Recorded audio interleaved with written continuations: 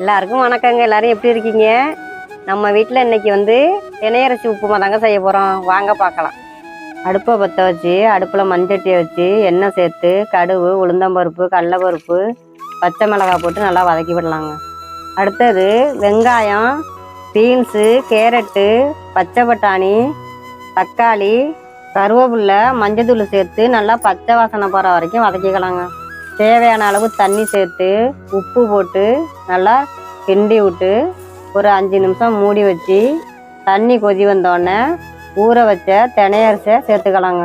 ஒரு 5 நிமிஷம் சென்று திறந்து பார்த்து உப்புமா ரெடி ஆயிட்டான்னு பார்த்து தம்மு போட்டு இறக்க வேண்டியதாங்க. நான் சாப்பிட்டு பார்த்தேன். தினையரிசி உப்புமா ருசியாகவும் நல்லா சுவையாகவும் இருந்துச்சுங்க. தினையரிசி உப்புமா உங்களுக்கும் பிடிக்குமான்னு கமெண்டில் சொல்லுங்கங்க.